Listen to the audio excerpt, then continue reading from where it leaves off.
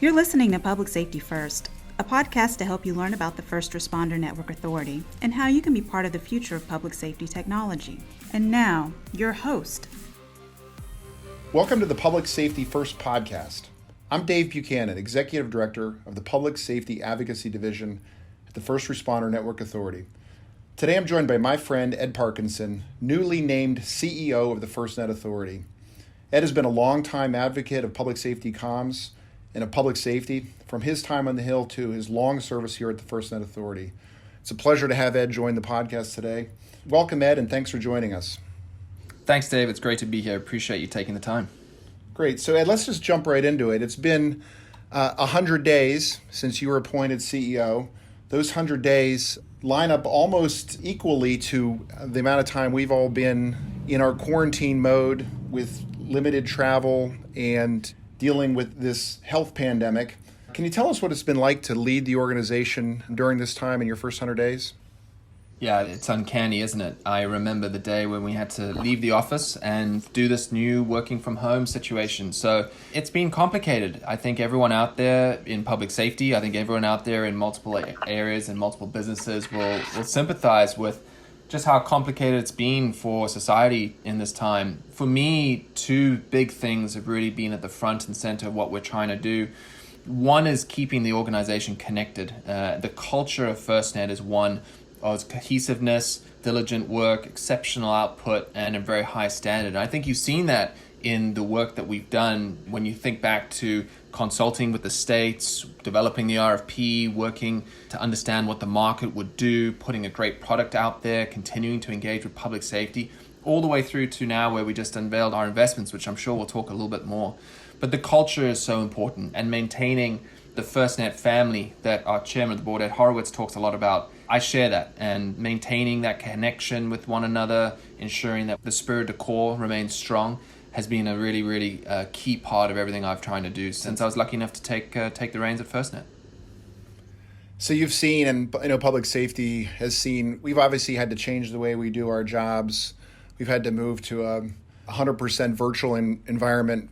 When we used to count on handshakes and looking people in the eye, we've now had to move to virtual engagements. Talk a little bit about what that's meant for you and how the team has responded in meeting that new challenge. Yeah, I think the wonderful thing that I've seen, certainly from the FirstNet Authority workforce, is we haven't skipped a beat. And, there's a lot of things that the public does see when it comes to the great work that our communications team puts together and the amazing output in terms of blog posting and social media.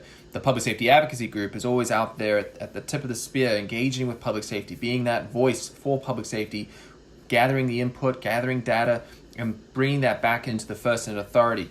We've got our government affairs team, we have our legal team that does a lot of work around government. But behind the scenes, there's so much more that one doesn't see. We've got an exceptional CAO division. We've got one of the best finance teams in the business. Our CIO group, who keeps our networks, internal networking up and running, and gives us the ability to even record this podcast, which is really the direct result of terrific planning by the leaders and the teams that we've had over the years at FirstNet. And so when COVID hit and we were forced into this environment, we really haven't skipped a beat. Be it engaging with public safety, working with our partners inside the Department of Commerce and NTIA, continuing to engage with public safety, and then just being able to have conversations and work with one another. So you've seen the output of FirstNet increase, but the quality of work really push forward too. So I think when we're in an environment where we're able to re-engage with people on a person-to-person, in-person basis, plus the capabilities that we've now all across any business we're in have gotten used to in the last 3 or 4 months, I think FirstNet is going to be uniquely positioned to take advantage of that new normal, whatever it turns into, so that we can continue to put our best foot forward for public safety. So we sit at an interesting vantage point, Ed, looking at the way public safety is responding and the challenges they've faced and the new demands on public safety because of COVID-19. What are you hearing from public safety? What have they been experiencing these past few months? And talk a little bit about what they've come to expect from FirstNet during all this.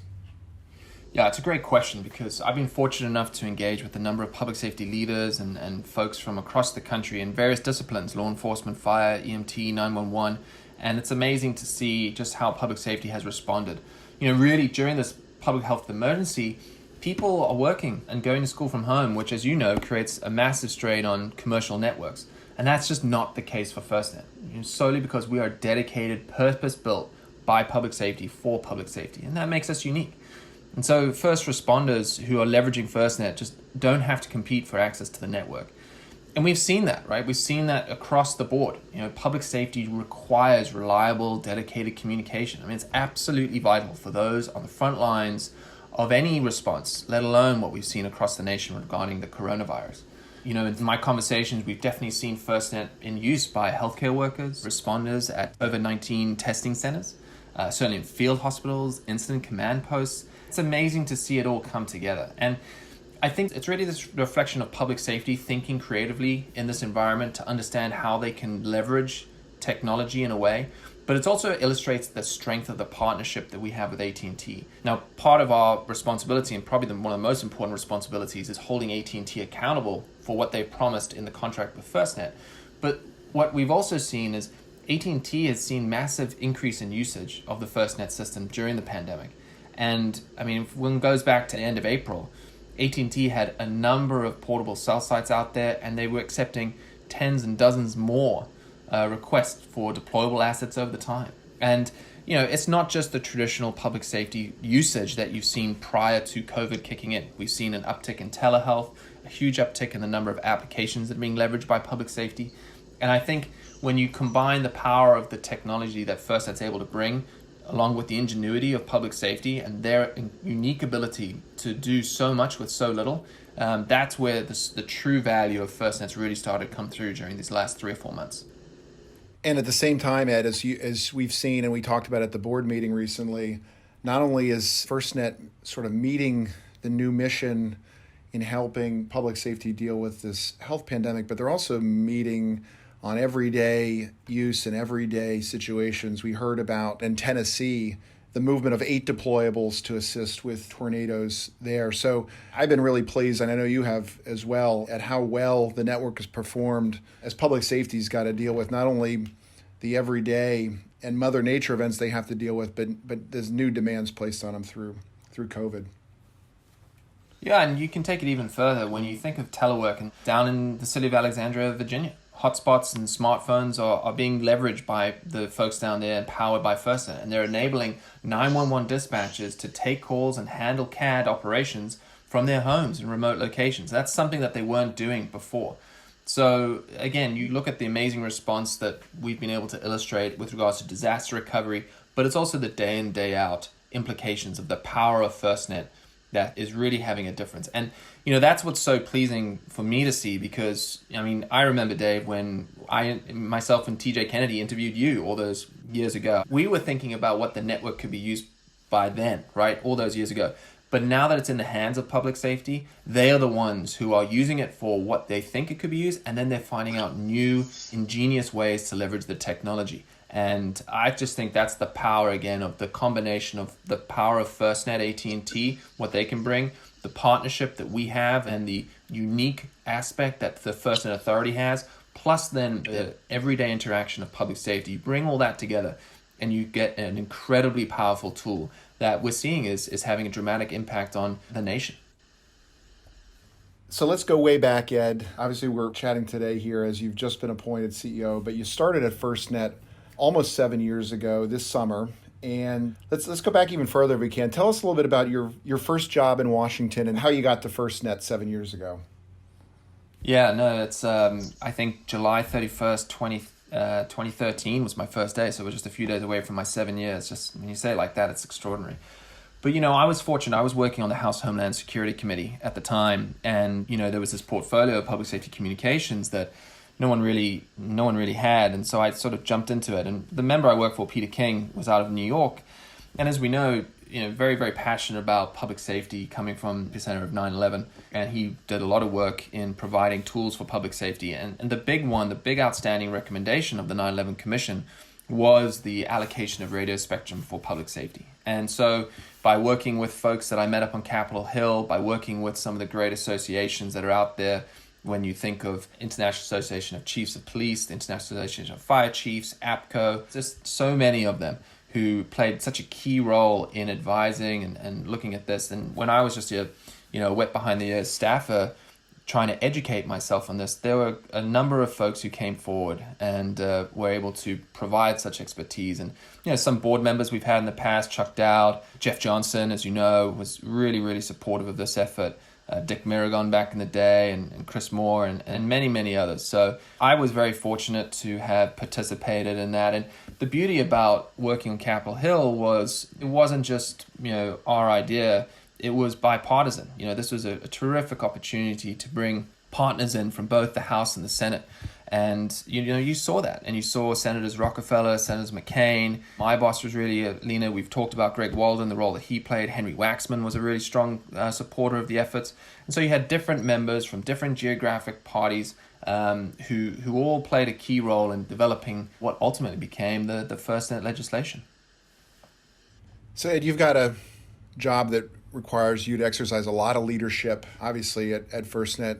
Tell us a little bit about who was a mentor to you, who was a model for you as a leader, that you've either looked at the way they did their job or you've leaned on to help guide your leadership style. That's a great question. I'm very fortunate in that while I was born in Philadelphia, even though the accent might fool you, growing up in South Africa, which I did for most of my life, I was exposed to a fascinating time and period just as apartheid was ending, Nelson Mandela being released, South Africa going through just incredible change in a relatively short period of time.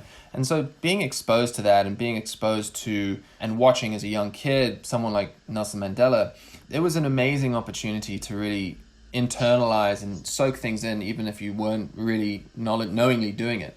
His ability to coordinate, different groups, bringing them together, but then to communicate and to listen. I think, there are so many incredible leaders out there in the past who've seen the results, but I think, Nelson Mandela's unique ability to listen, to speak to people. He learned Afrikaans, which was the language of the oppressive apartheid regime. He learned that while he was in prison. And so to come out of prison to then be able to speak to his captors in their language was such an amazing piece of his story. I think that's a lesson that we can all take. When we go into an environment that we don't understand, if we can put ourselves in other people's shoes and understand the perspective that they are bringing to the table. I don't pretend to have all the answers. That's why I've been fortunate enough to surround myself with just such incredible leaders at FirstNet. We've got Jeff Bratcher, who was acting CEO before my appointment. He's been with the organization for so long. We've got Lisa Casillas, the deputy CEO. She just brings a wealth of experience and someone that I really rely on a lot. But across the board, lucky enough, you've been around for a long time and we've been able to be in the trenches together, which has been a lot of fun, and we've gotten a lot of great work done. But there's an incalculable number of people who deserve the credit of getting FirstNet to this point. I've just played a small piece in the larger puzzle, and feel very fortunate to now have the responsibility that the board have entrusted in me in leading the organization. And we've got an amazing group of people who really are performing at levels that I think would blow anyone away. And to be part of this FirstNet team it's just an absolute privilege. Yeah, I think we're very lucky to work for such a terrific organization with an amazing mission. Makes it very easy to, quote unquote, go to work every day. But the people we work with is probably the best part. So thanks for mentioning that, Ed. Let's talk a little bit about what we just accomplished at FirstNet. In June, the board and the FirstNet Authority achieved a major milestone, yet another one, with the announcement of its first network investments. Tell our listeners about what it took to get there and why these are so important to our evolution at FirstNet. Well, I think when the book is written about FirstNet or the business plan or whatever it may be, this is going to be a key milestone. And I think it's important from a historical perspective to kind of look back from where we came to now where we are.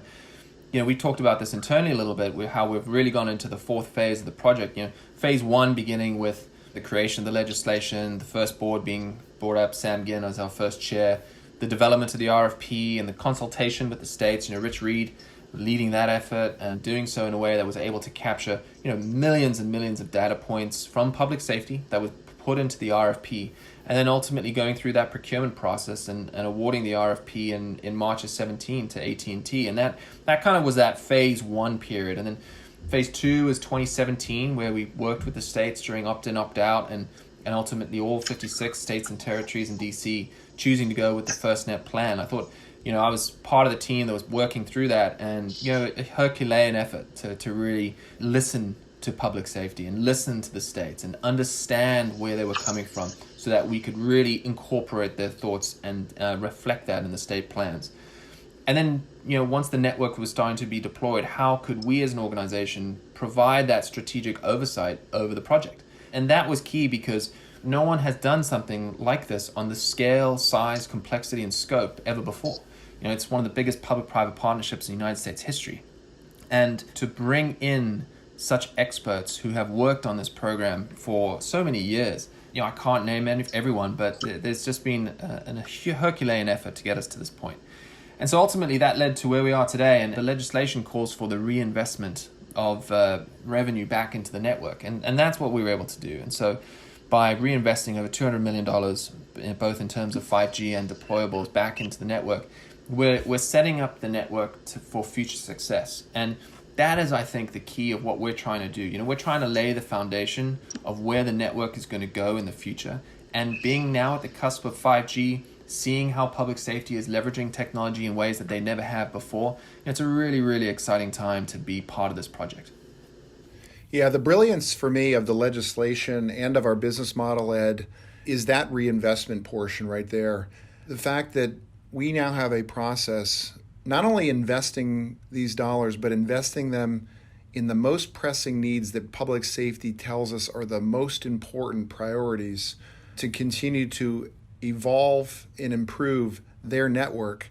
It really is a critical component to what I think makes FirstNet. And it's been exciting, for our public safety focus team as we engage with public safety to be able to explore those issues and topics and the roadmap domain issues with public safety, capture that feedback, and then to watch the organization be able to take that feedback and turn it into actual investments.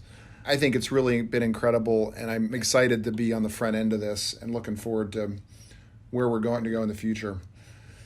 Yeah, and there's another piece of that too, which is the actual RFP, right? And how we now have to complement what the law says we needed to do with this recapitalization model that, people like Sue Swenson, Jeff Johnson, TJ Kennedy, Mike Poth, John Quinlan, and everyone who worked on the development of that program, they were all instrumental in developing this recapitalization model. And so now for us to be in a position where we can create thought processes around strategic investments and where public safety will be at the center point of all of that, I just think it's an amazing opportunity. And it's unique, right? There's no other network that does that puts public safety first and makes them part not only of the development of the ideas, but ultimately benefits from the final decision points that are made. So we've got investment number one done. Where do you hope to be with the organization in the next 3 to 5 years? What are your hopes and expectations for FirstNet? Yeah, I think it's really interesting when you look now at, say, the commercial marketplace and how things have sped up incredibly so the past 18, 24 months, and especially in places like 5G. When you look at how there are other networks around the world, ESN Group in the UK, SafeNet in South Korea, there are a number of other countries who are looking to deploy future networks, there is now a global public safety broadband marketplace, which before FirstNet, there was none. And so to be the point that was really the catalyst for this global explosion in public safety broadband, I think is tremendously exciting because ultimately, if we get this right and we can coordinate with our partners, we can work with industry, we and public safety here in the United States will benefit in terms of price points, choice, competition, all of it. And so making sure that we are at the forefront of this global breadth of public safety broadband, I think is really, really important. And intrinsic in that is obviously 5G, and we're going to be ready for that. Our investments are really setting us up for that, which is really, really exciting. I think too, when you think of the next 3 to 5 years, it's also about capturing how public safety leverages the network. And I spoke about that a little bit earlier, but there's nothing better to give a tool to someone and for them to play around with it, and you'll come back with 4 or 5 different ideas to how you might actually leverage that same tool or device or whatever it may be.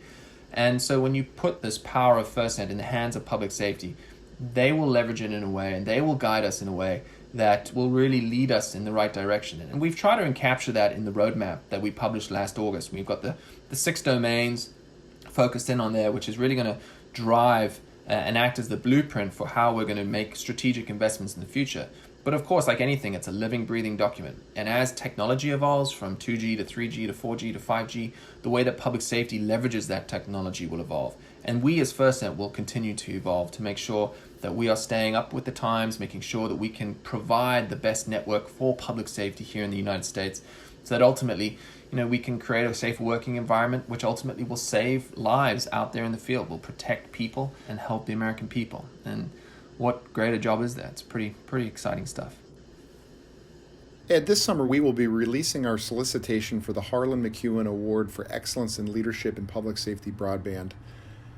People in the public safety communications and public safety officials community can look to our website where they can nominate their colleagues and peers for this prestigious award that we give to those who exhibit excellence in leadership in public safety communications. Can you talk a little bit about Harlan and what he means to FirstNet?